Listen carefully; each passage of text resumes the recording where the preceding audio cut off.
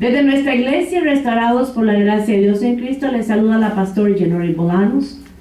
Siempre dejo el teléfono 203-216-3801.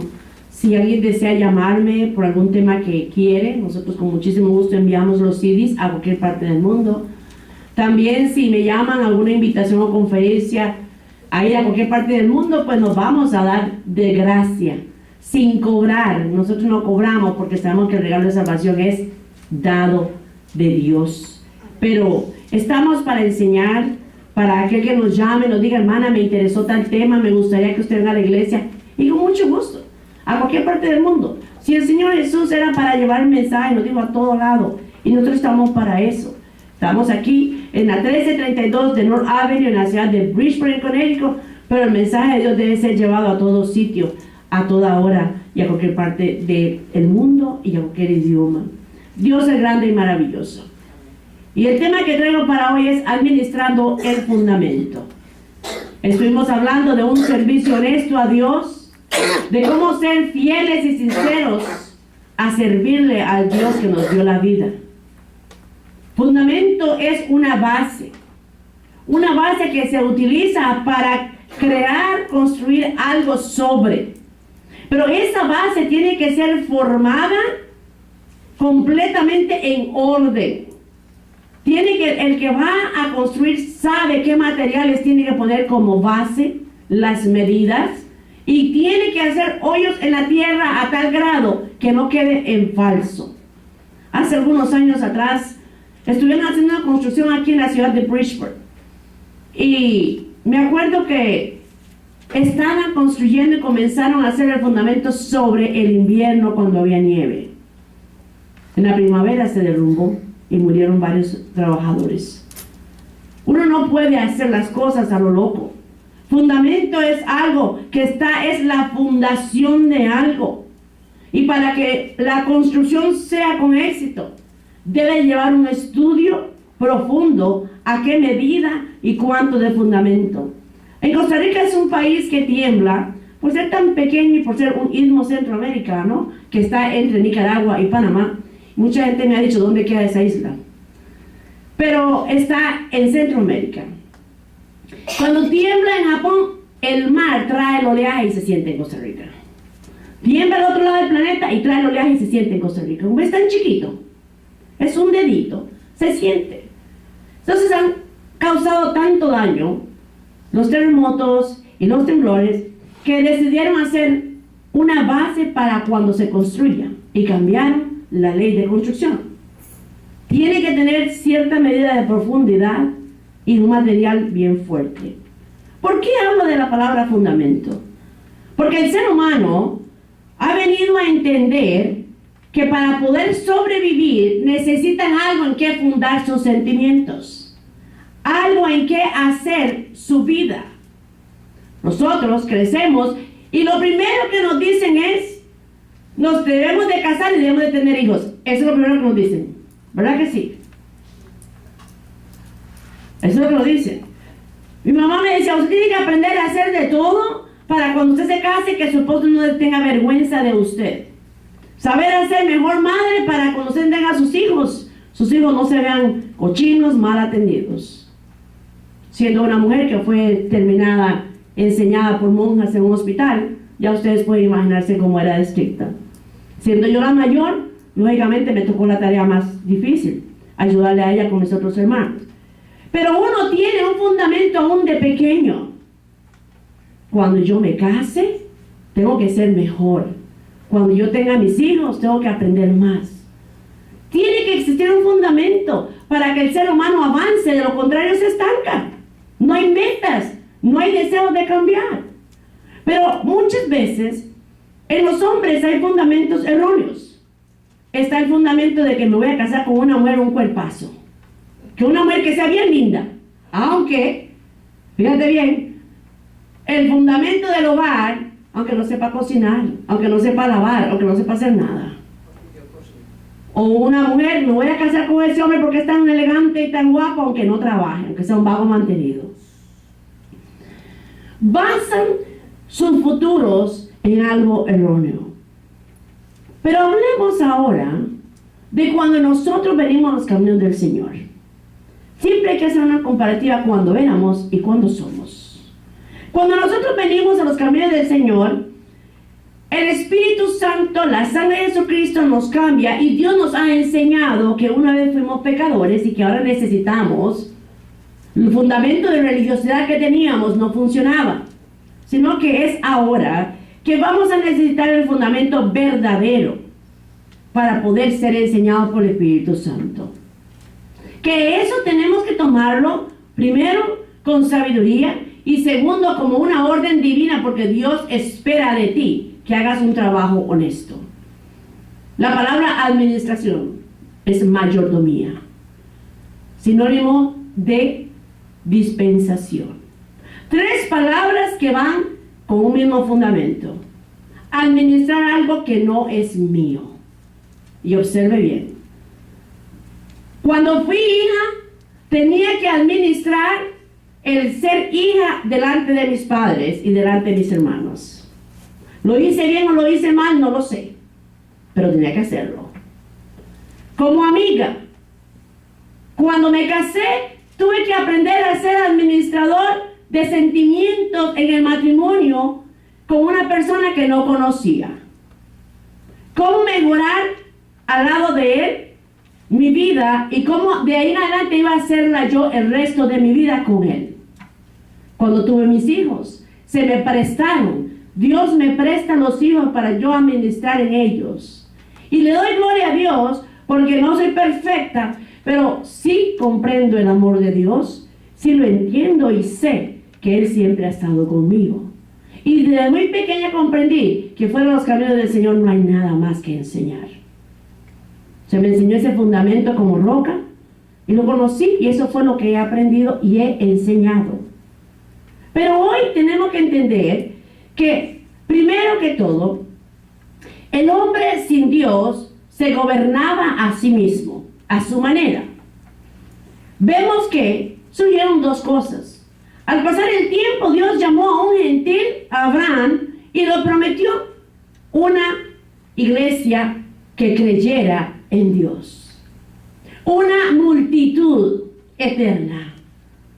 Le prometió a él que tendría una descendencia como las estrellas. En fe, Abraham era gentil. Abraham no conocía un fundamento divino. Sin embargo, Abraham creyó porque cuando uno escucha, se ha limpiado los oídos y escucha palabra de Dios, tú no dudas. Pasó el tiempo. Nadie predicó de gracia, nadie predicó de fe. Pero la gracia de Dios estaba sobre aquellos que obedecían. Como los hombres eran testarudos, al pasar el tiempo Dios llama a un hebreo, ya siendo descendencia carnal de Abraham, formado de las 12 tribus de Israel, y a él no le dice que hable de la gracia, sino que le dice que escriba 613 mandamientos con las cuales el gobierno iba a hacer sobre el pueblo de Israel. La ley no es gracia. La ley es lectura de algo escrito. La gracia es Cristo, escrita con la sangre en cada corazón que le busca. El pueblo de Israel era necesario ser regido por algo diferente que los demás. La ley no era para los demás, pero usaron un fundamento equivocado, porque internalizaron los actos, las obras como salvación ante los ojos de Dios y para ser justificados. Y Dios no quería eso. Porque ¿qué puedes hacer tú más perfecto que Jesucristo? Yo no puedo hacer nada. Si éramos pecadores, ¿cómo tú alcanzabas la salvación? Cumpliendo con la ley. Se rompía un mandamiento, usted rompía toda la ley. La gracia sigue siendo encerrada aún en esa ley, porque a pesar de todo Dios salvó gente dentro de esa aplicación de la ley. Aquel regalo, nadie hablaba como un regalo, sino que se hablaba de una gracia, porque la palabra de gracia es un regalo. Se hablaba a través de los años, aún David Salomón, escribían poemas acerca de aquello que estaba internalizado en el corazón, hecho por la vida personal que tenían con aquel Dios poderoso.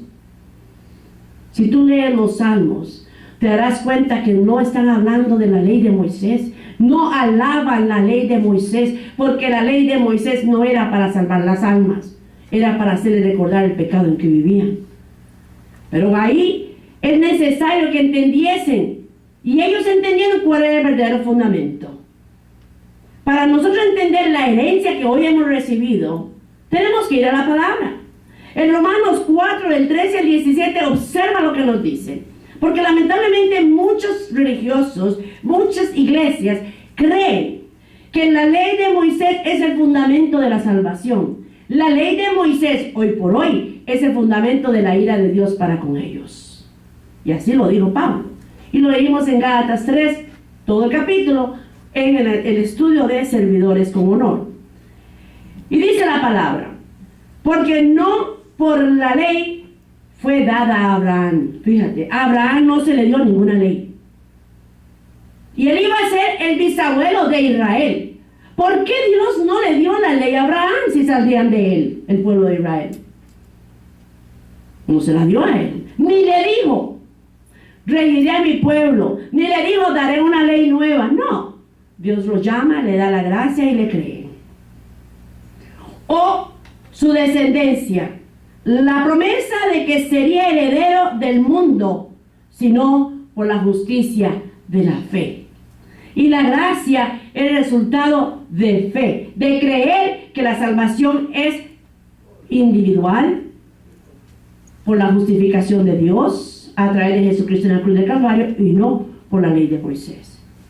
Mira bien, porque si los que son de la ley son los herederos, vana resulta la fe y anulada la promesa. Y mira bien, ¿qué fue primero? ¿La promesa de la gracia o la escritura de la ley? La gracia. Y si hubiese sido principal la escritura de los 613 mandamientos sobre la gracia en Abraham, en aquel gentil, entonces, ¿para qué Dios prometió a Abraham algo que luego él mismo iba a cambiar? No.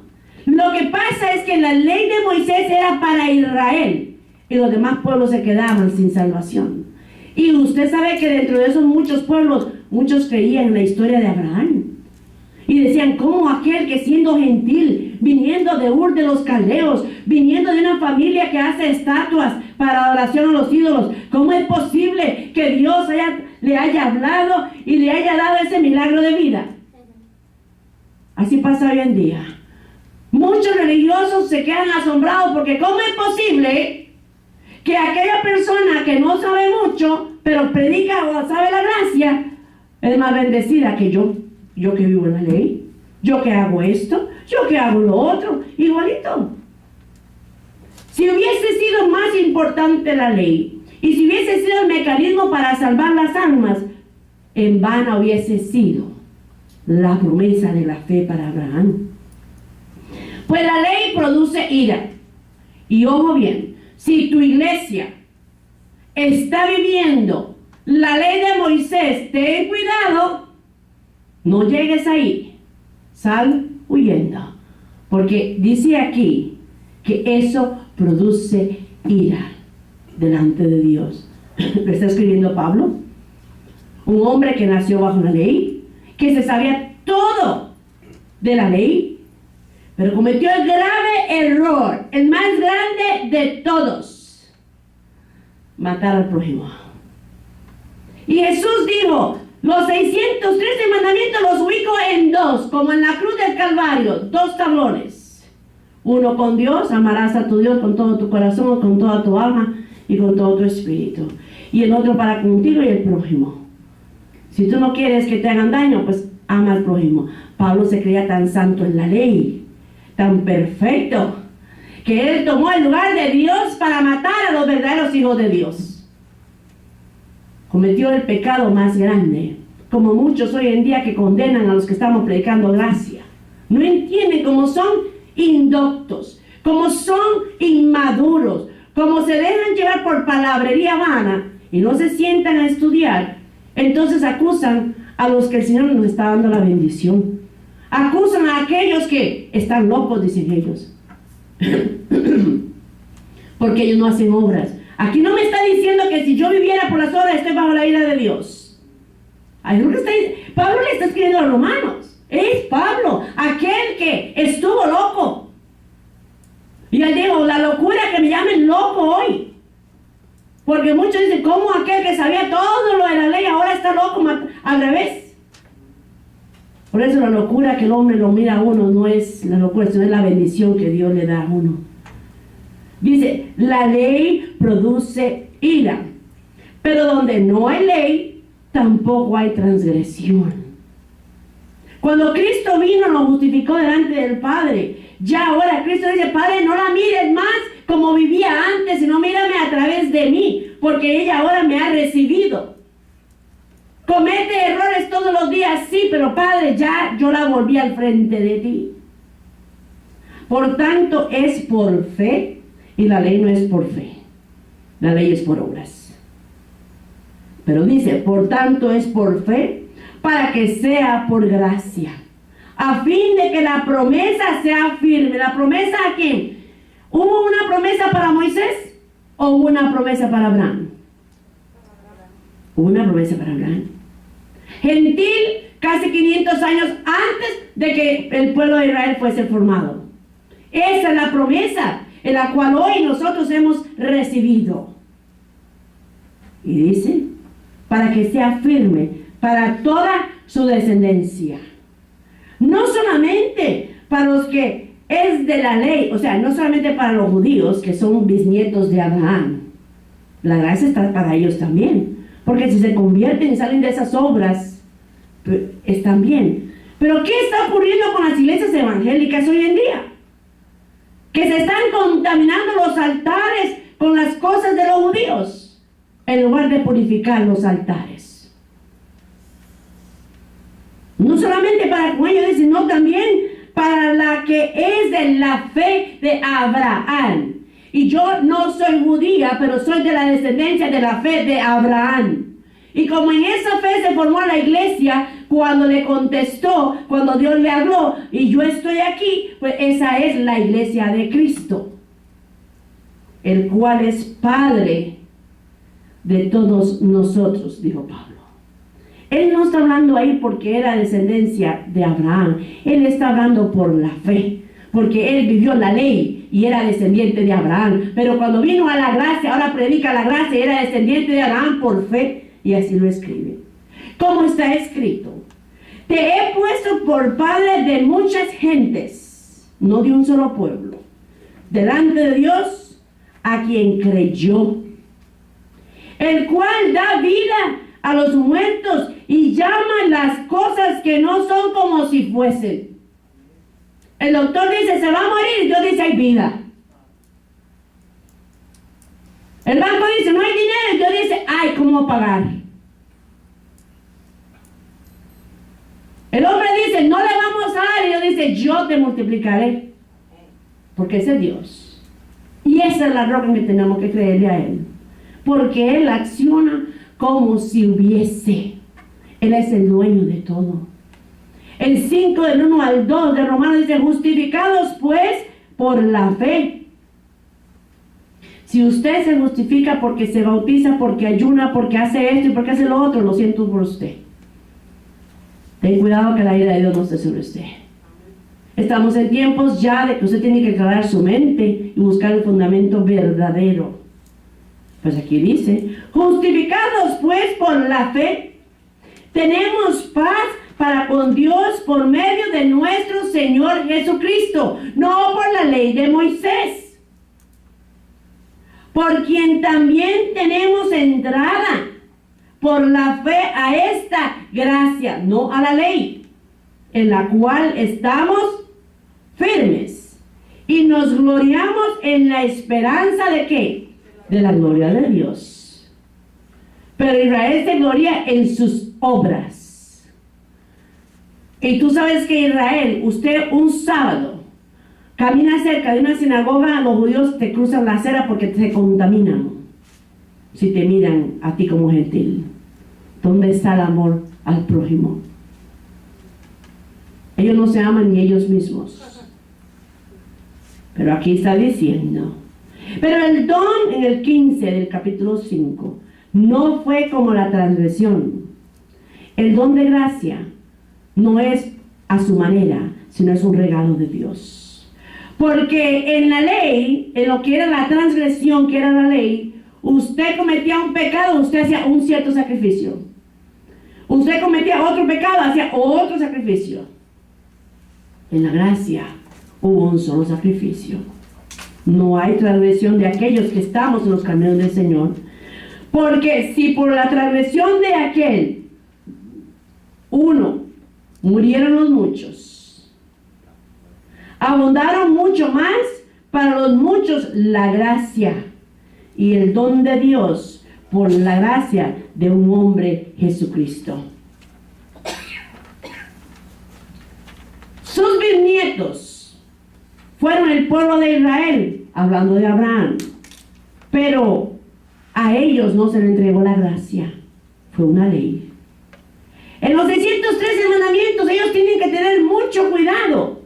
Habla de los siervos, habla de no pedir prestado, habla de cuidar a los hijos, habla de la obligación de enseñar, habla de la obligación de cuidar a los ancianos, habla hasta la obligación de obedecer. Los padres escogían las parejas para sus hijas y sus hijos. No podía haber rebeldía. Y habla de la obediencia hasta el cuarto y quinto en descendencia. O sea que si usted y yo viviésemos hoy con mi tatarabuelo, mi bisabuelo, o ahí para arriba, ellos son los que mandan sobre mi vida. Porque eso es la ley de Moisés. No tenía derecho ni la mujer ni el hijo a escoger y decir yo no voy con esto, no. Sino que era el patriarca que estuviese vivo. En Romanos 4, del 1 al 5, hay un par de preguntas. Y dice aquí, escribe Pablo: ¿qué pues diremos? Que halló Abraham, nuestro padre según la carne. Es una pregunta. Dios, ¿cómo vio el corazón de Abraham? ¿Según las obras que hacía o según la fe que le tuvo al llamado? Según la fe. El 4:2 nos dice: porque si Abraham le fue justificado por las obras, si hubiese sido justificado por las obras, tiene de qué gloriarse, pero no para con Dios. O sea, los que viven en la ley no se pueden gloriar para con Dios. Le tienen que dar gloria a sus propias obras, el resultado a sus propias obras. Porque, ¿qué dice la Escritura? Creyó Abraham a Dios y le fue contado por justicia. Pero al que obra, no se le cuenta el salario como gracia, sino como deuda. Y aquí entran los líderes religiosos, mentirosos y ladrones. Se dice que estamos llevando el mensaje y le están robando al pueblo. Como es por salario, le están robando al pueblo, a las almas. Porque dice que quedan en deuda. Porque el regalo de salvación no tiene precio. Yo no puedo vender el regalo de Dios. No puedo ungir a nadie. No puedo santificar a nadie. No puedo salvar a nadie. No puedo bendecir a nadie. Y tampoco puedo andar declarando como muchos por ahí. Entonces, como ellos son los que hacen sus obras, ellos están en deuda con Dios. Mas al que no obra, si no cree en aquel que justifica al impío, su fe le es contada como por justicia al que cree. Pero como ahora las naciones se han convertido en algo, los nacidos en el camino del Señor somos diferentes. Hoy estamos entendiendo que hay un mensaje de gracia. Muchos fuimos criados en religiosidad, pero cuando venimos a Cristo nos damos cuenta que hay una sed y una hambre de algo más allá de una ley que nos enseñaron. Y hoy nosotros estamos bajo la dispensación de la gracia. Pablo nos enseña.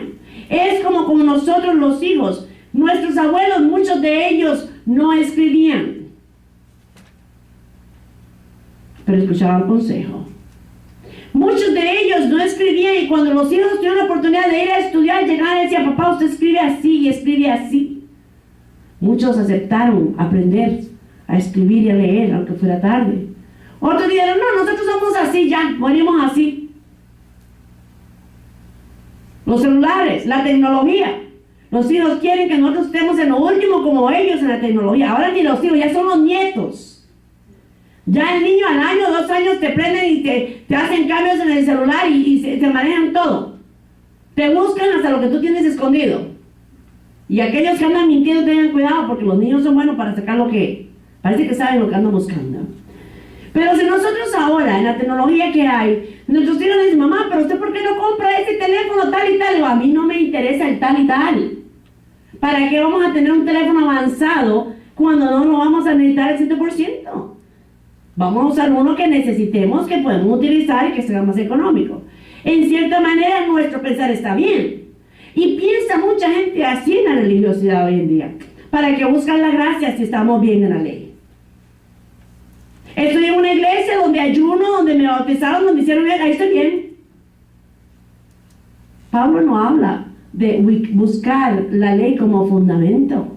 Porque si él hubiese hablado de que la ley es el fundamento de salvación, ¿para qué se convirtió al Señor?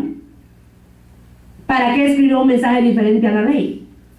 ¿Para qué él cataloga que la gracia es lo que se recibe por fe y no por obras?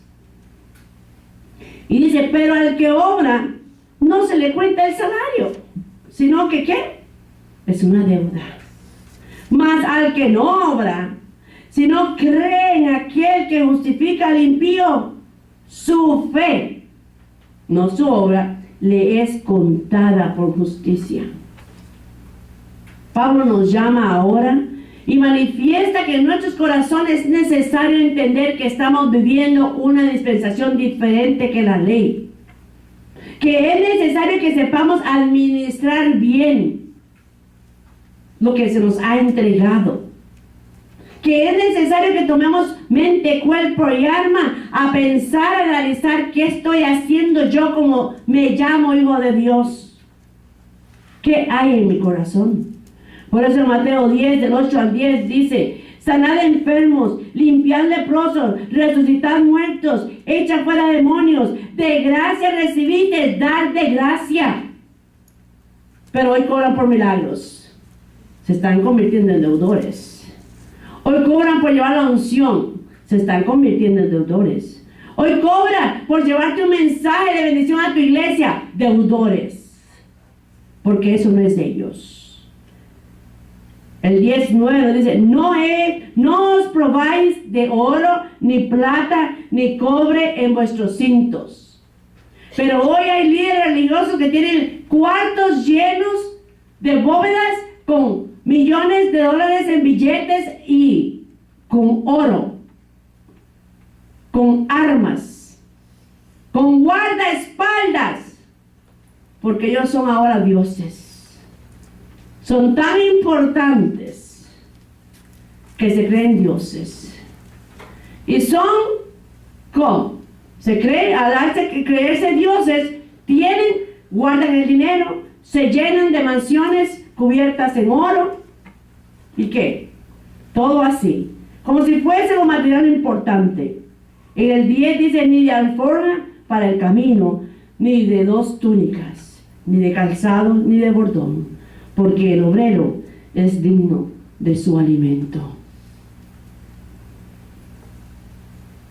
Pero vaya a ver usted si los líderes de hoy van a una montaña a predicar.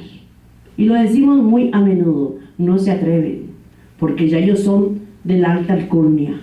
Ojalá los invitaran allá por el papado y por los castillos para llevar palabra. Eso es lo que ellos quieren.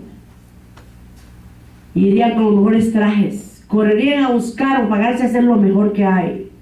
Cuando Jesús envió a los discípulos a predicar, les dijo, no lleven cargas, porque cuando ustedes lleven mi mensaje de gracia, yo pondré personas que los alimenten, que les den traje y que les den donde dormir. Yo tengo todo coordinado. Cuando ustedes van, alguien va subiendo para toparse en tu camino.